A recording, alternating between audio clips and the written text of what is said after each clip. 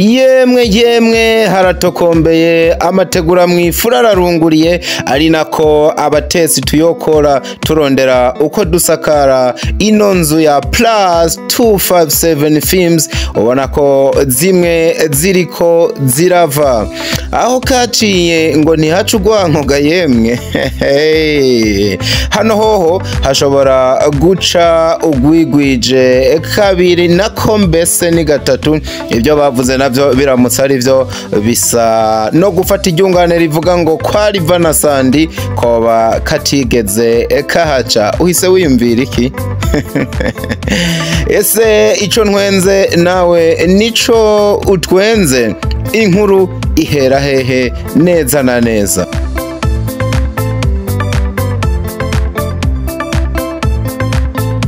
itangura Sandi avuga ko ashobora kuba asohoye filime ya nyuma yitwa Iherezo ryanje ndetse ko atayindi azongera gukora nk'abazi icuno mwuga uvuga twihutiye kurondera uwo vyega ari we Sandi nuko yemeza amakuru yarika aravuga ko ayihagaritse kubera umukunzi wiwe atari karemera ko abandanya gukina amafilms. Ikibazo umuntu yahise yibaza cihuta kwa rukwibaza ati ko Riva ari we yazanye Sandi muri sinema yoba ari we ari karabera intambamyi Sandi akaba agarutse gusa n'umuhagarika.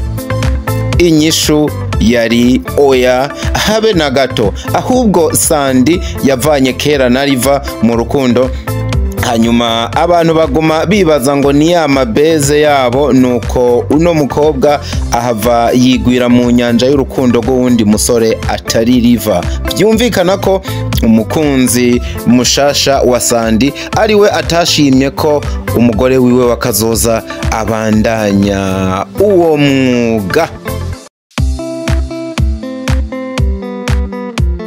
Sasa rero ati bimeze gute? Nyuma yaho umusore Hapriva yahavuye acashira hanze amafoto amwerekana neza na neza yagiye kwandikwa muri komine na Sandrine Nduwimana mwese canke benshi mwamenye nka Sandi.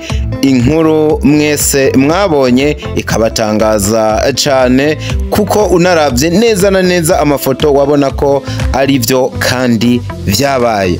Nyuma gato n'ubundi Riva acavuga ko indirimbo ihayagiza iby'urukundo rwabo yaguzwe n'abatanzania atayo baza kubona kiretse aribo bayisohoreye, ariko vyose akabikora ashira amalinks hanze yongera ayashira hasi kuvyo yariko arandika kugira baje kuraba indirimbo ziwe nshasha afise kuri YouTube.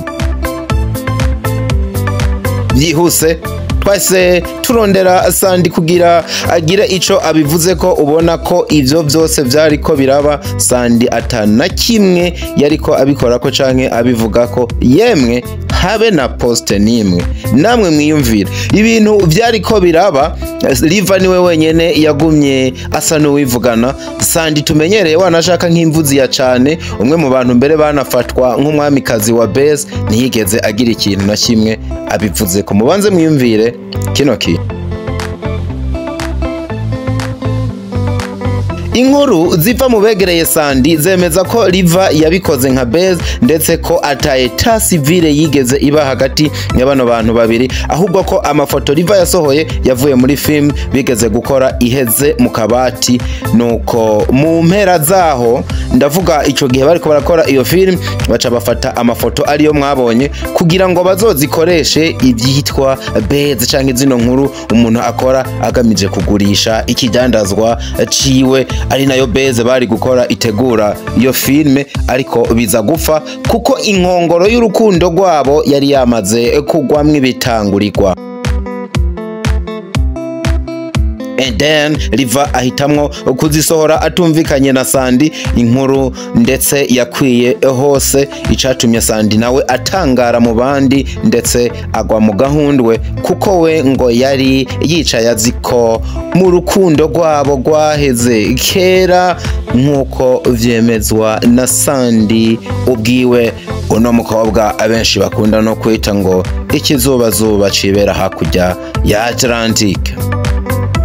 Riva yarabandanije kugeza igihe avuze vuba abantu ko baza kumenyeshwa umunsi n'itarike y'ubugeni. Arongera kandi agapostinga Sandy ati mon amour yapendeje. Ayo namwe mu maposte Riva yabandanije akora. Nubundi arasubira ati mureke kwanguha muvuga ngo ni fake news. Aca yerekana urupapuro rwa etat civile ariko uravye ko neza rusa n'urupapuro rw'urucurano. Ubwo nagwo nyene twohava tuvuga ngo fake paper. Ino industry muzobe muraba ivyo dukorera.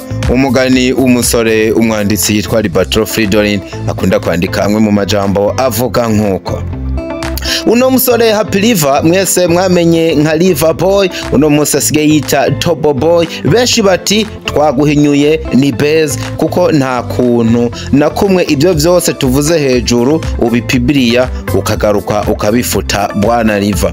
Ati nta kuntu kandi yoguma yivugana Sandy yicecekeye ntagire ico abivuga ko kandi yategerezwa gufatikanya nawe.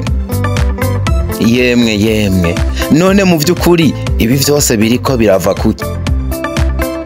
Ese Riva guhebwa na Sandy nkuko bivugwa bivuze ko aca yihora muri buno buryo? Yoba ariko akoreshwa n'agashavu nkuko vyagiye biravugwa? Ese ariko abikora ngo acafuze Sandy nkuko amajwi ava iruhande y'uno mukobwa agaruka agasamirana yumvikana abivuga? Riva yoba atari yakira akaba ariyo mpamvu ari karata wakuba? Ese yoba atigeze yiyumvira ko yovana na Sandy mu rukundo akabasa n'uwamaze guhungabana mu mutwe? Ubwo ntariko arakina ikarata ituma umukuzi musasha wa Sandy yo hava yiyonjorora akabivamwo? Ese ho biramutse arivyo umuntu mu kavana mu rukundo, ino niyo nyifato ibereye yokurikira? Jewe nitwa Dr. of Love, also known as Diko. Dusubire mu nkuru zacu zubutaha. Subscribe kuri Diko Entertainment. Love you so much guys. Hasta la vista.